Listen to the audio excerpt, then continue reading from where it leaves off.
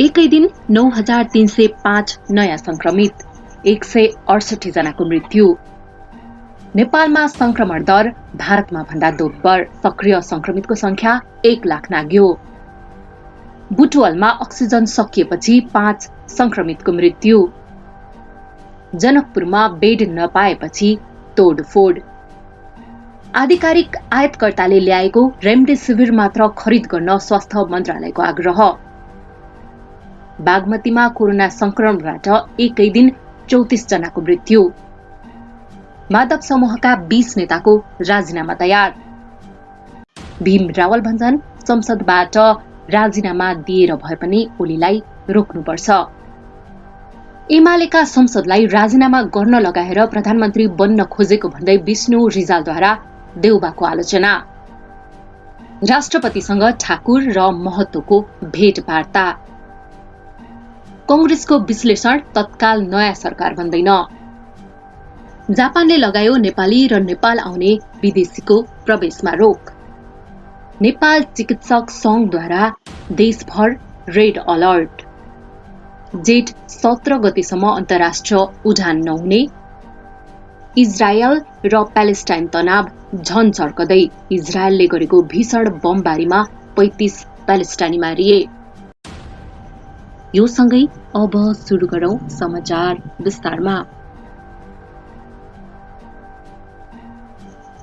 नेपालमा कोरोना भाइरसका 9,238 जना संक्रमित थपिएका छन्। पछिल्लो 24 घण्टामा 20,362 जनाको आरसीटी परीक्षण गरिएकोमा 9,238 जनामा संक्रमणको पुष्टि भएको स्वास्थ्य तथा जनसंख्या मन्त्रालयले जनाएको छ। मन्त्रालयका प्रवक्ता डाक्टर ज्ञानेश्वर गौतमले स्वास्थ्य तथा जनसंख्या मन्त्रालयको पत्रकार सम्मेलनमा पछिल्लो 24 घण्टामा 424 जनाको एन्टिजेन परीक्षण गरिएकोमा 68 जनामा पोजिटिभ पाइएको बताएका छन्। पछिल्लो 24 घण्टामा थपिएका संक्रमित सँगै नेपालमा कोरोना भाइरसका कुल संक्रमितको संख्या 4,22,349 पुगेको छ। नेपालमा सक्रिय संक्रमितको संख्या पहिलो पटक 1 लाख भन्दा माथि पुगेको छ। स्वास्थ्य तथा जनसंख्या मन्त्रालयले नेपालमा कोभिड-19 संक्रमण दर भारतको भन्दा दोब्बर रहेको जनाएको छ। नियमित प्रेस ब्रिफिङका क्रममा बुधबार मन्त्रालयका विशेषज्ञ डाक्टर अर्चना श्रेष्ठले नेपालमा संक्रमण र मृत्यु दर भारतमा भन्दा धेरै रहेको बताएका छन्। नेपालमा अहिले कोभिड संक्रमितको संख्या प्रति 10 लाखमा 304 जना रहेको छ, जुन भारतमा 240 जना प्रति 10 लाख रहेको छ।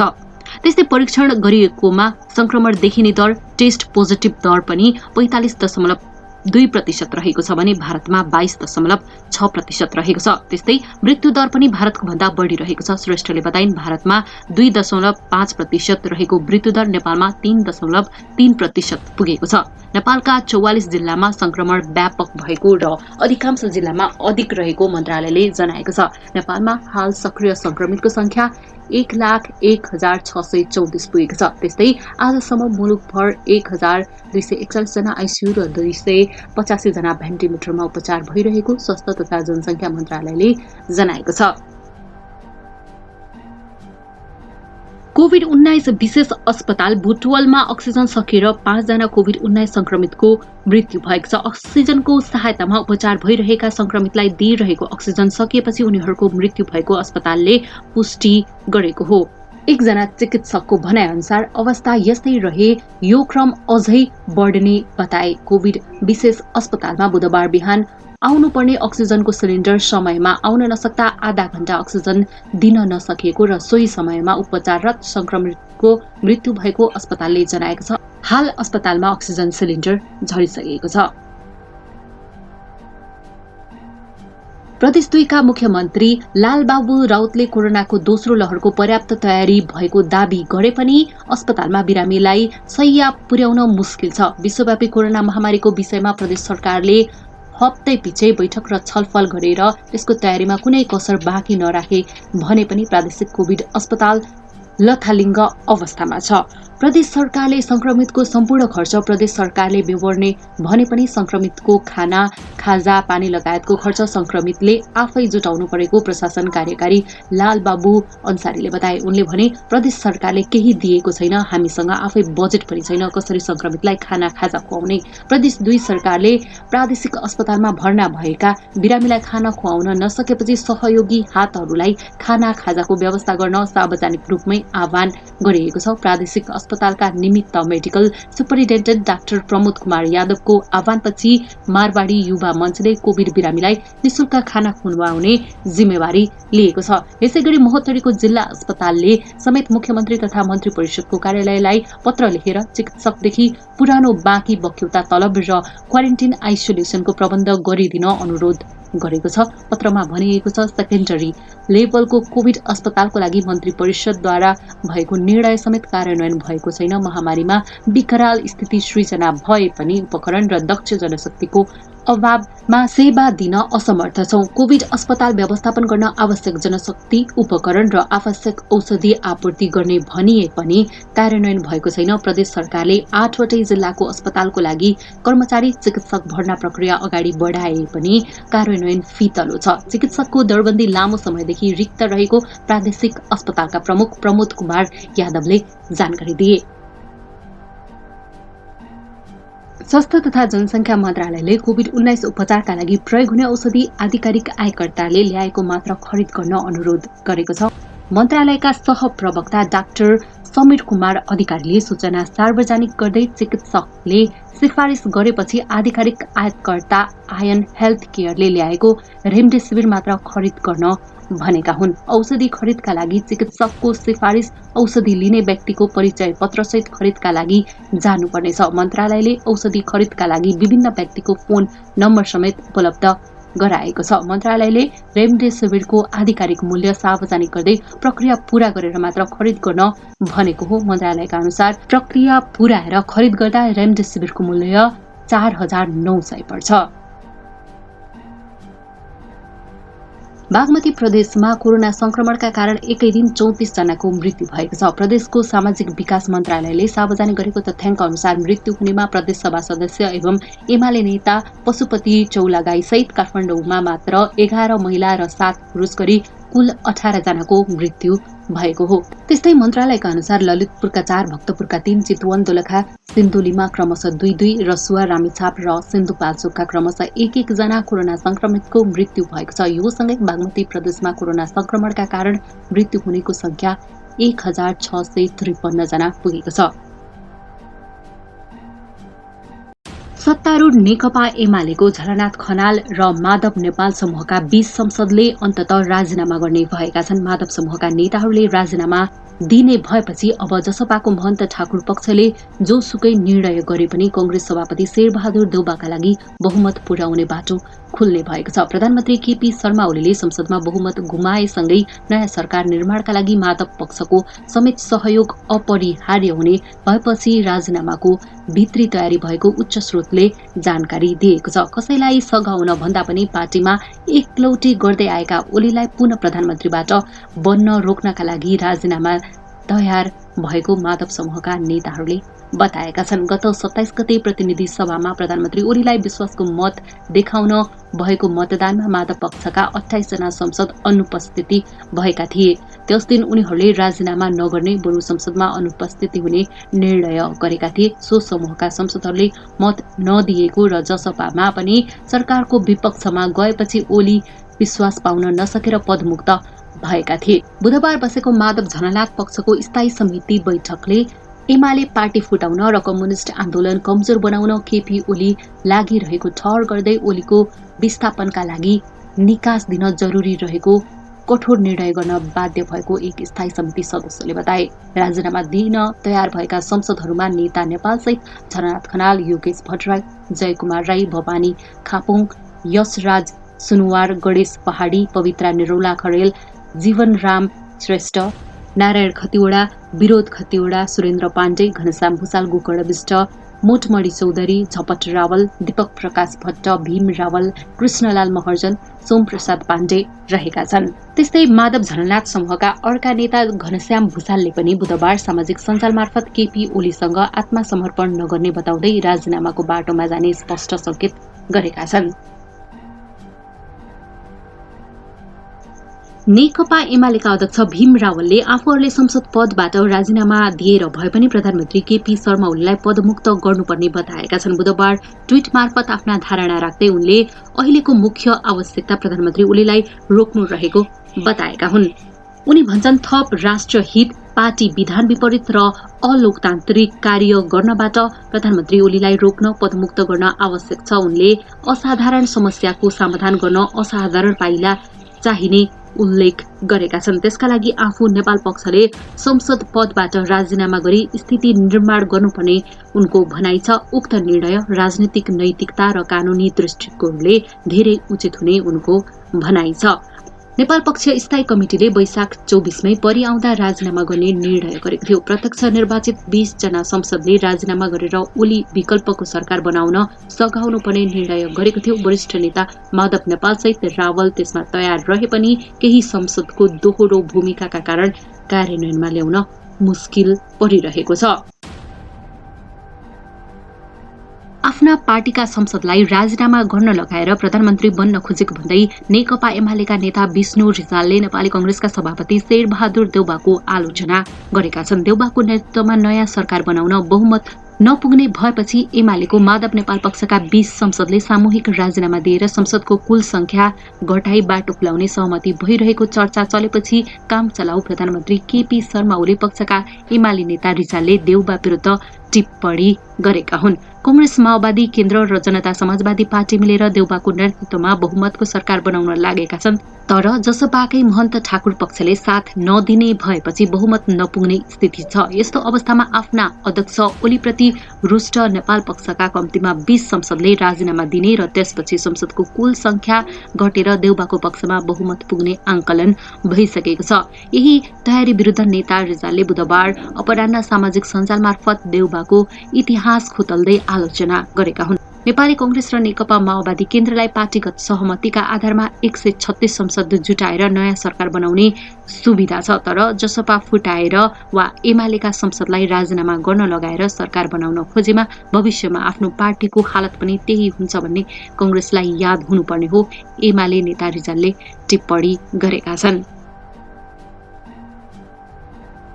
जनता समाजवादी पार्टीका अध्यक्ष महन्त ठाकुर र नेता राजेन्द्र महतोले आफ्नो पार्टी नयाँ सरकारको पक्षमा नरहेको दावी गर्नुभएको छ। बुधबार राष्ट्रपति विद्यादेवी भण्डारीलाई भेटेर दुवै नेताले आफूहरू नयाँ सरकार गठनको पक्षमा नरहेको जानकारी गराउनु भएको हो।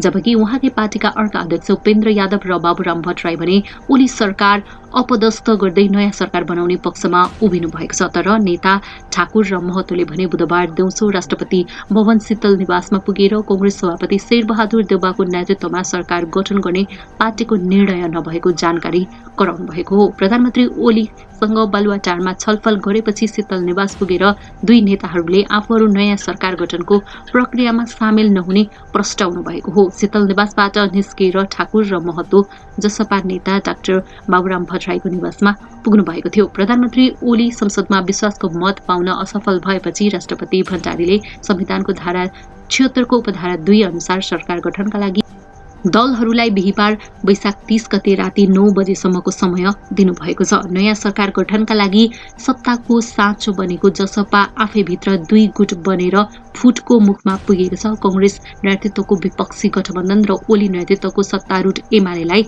जसपा भित्रको पूर्व राजपाको मत निर्णायक बनेको छ। प्रमुख प्रतिपक्षी दल नेपाली कांग्रेसले वैकल्पिक सरकार बन्ने सम्भावना क्षीण बन्दै गएको विश्लेषण गरेको छ। प्रधानमन्त्री केपी शर्मा ओलीले प्रतिनिधि सभामा सोमबार विश्वासको मत प्राप्त गर्न नसकेपछि राष्ट्रपति विद्यादेवी भण्डारीले वैकल्पिक सरकार गठनका लागि बिहीबारसम्मको समय दिएकी छिन्। आफ्नै नेतृत्वमा सरकार बनाउने कसरत गरिरहेको कांग्रेसले राष्ट्रपतिले दिएको समय सीमा सकिन लाग्दा वैकल्पिक सरकार गठनको सम्भावना नरहेको विश्लेषण गरेको छ। प्रधानमन्त्री ओलीलाई विश्वासको मत नदिएका कांग्रेस, नेकपा माओवादी केन्द्र, जनता समाजवादी पार्टीको उपेन्द्र यादव समूह र एमालेको माधव कुमार नेपाल समूहको गठजोटमा वैकल्पिक सरकार बनाउने प्रयास भइरहेको छ, तर त्यो सम्भावना कम रहेको कांग्रेसका नेताहरू बताउँछन्। वैकल्पिक सरकार गठन हुने वा नहुने कुरा जसपा र एमालेको नेपाल समूहको निर्णयमा निर्भर रहेको कांग्रेस नेता डाक्टर नारायण खड्का बताउँछन्। वैकल्पिक सरकार गठनको प्रयास त गरि नै रहेका छौं, तर जसपा र नेपाल बीचको निर्णयमै सबै कुरा निर्भर रहन्छ। उनले भने एक हिसाबले भन्दा नेपालजीहरूको राजीनामा कुरिरहेका छौं। माधव नेपाल समूहले तत्कालै राजीनामा दिने विषयमा भने कांग्रेस ढुक्क देखिँदैन। मंगलबार माधव नेपाल र भीम रावलले कांग्रेस सभापति शेरबहादुर देउवासँग छलफल गरेका थिए। छलफलमा सामूहिक राजीनामाका विषयमा कुराकानी भएको थियो, तर नेपाल र रावलले सभापति देउवालाई आश्वस्त बनाउन नसकेको एक नेताले जानकारी दिए। नेपाल चिकित्सक संघले कोरोना संक्रमण अवस्था भयावह बन्दै गएको भन्दै देशभर रेड अलर्ट घोषणा गरेको छ। चिकित्सक संघले एक विज्ञप्ति जारी गर्दै नेपालको स्वास्थ्य प्रणालीले थिग्नै नसक्ने अवस्था आएको भन्दै देशभर रेड अलर्ट जारी गरेको जनाएको छ। कोरोना संक्रमणको पहिलो लहरसँगै नेपालको आवश्यक तयारी नगर्दा यो अवस्था आएको संघले जनाएको छ। स्वास्थ्य प्रणालीलाई थप ढल्न नदिन सबै एकजुट भएर महामारी नियन्त्रणमा लाग्न संघले अपील गरेको छ। यस अवस्थामा सबैले समन्वयकारी भूमिका खेल्न संघले आग्रह गरेको छ। संघको विज्ञप्तिमा भनिएको छ, कृपया आजको दिनमा एक मात्र प्राथमिकतामा कोरोना महामारी नियन्त्रण र जनताको जीवन रक्षालाई राखौं। सरकार, राजनीतिक दलहरू, निजी क्षेत्र, सहयोगी निकायहरू सबैले जनताको जीवन रक्षाको लागि कहाँ कति योगदान गर्न सकिन्छ गरौं। जापानले नेपाली नागरिक र नेपालबाट आउने अन्य विदेशीलाई पनि आफ्नो देश प्रवेशमा रोक लगाएको छ। नेपालमा कोरोना भाइरसको नयाँ भेरिएन्ट देखिएपछि जापानले नेपाली नागरिक र नेपाल हुँदै आउने विदेशीमाथि रोक लगाएको हो। नेपालबाट आउने आफ्ना नागरिकलाई भने नरोक्ने जापानले जनाएको छ। नेपाली नागरिकमाथि स्थायी रोक लगाइएको जापानका मिडियाले उल्लेख गरेका छन्। काठमाडौँ उपत्यकामा बिहिबारदेखि अत्यावश्यक बाहेक कार्यालय बन्द हुने भएको छ। काठमाडौँ जिल्ला प्रशासन कार्यालयले एक सूचना जारी गर्दै कोरोना महामारी तीव्र रूपमा बढेकाले यस्तो निर्णय गरेको जनाएको छ। निषेधाज्ञाको अवधिभर अत्यावश्यक सेवाका कार्यालय बाहेक अन्य सबै जिल्ला स्थिति कार्यालय यही वैशाख 30 गतेसम्म बन्द गर्ने गराउने व्यवस्थापिका तथा जानकारी गराइन्छ। प्रशासनद्वारा जारी सार्वजनिक सूचनामा उल्लेख छ।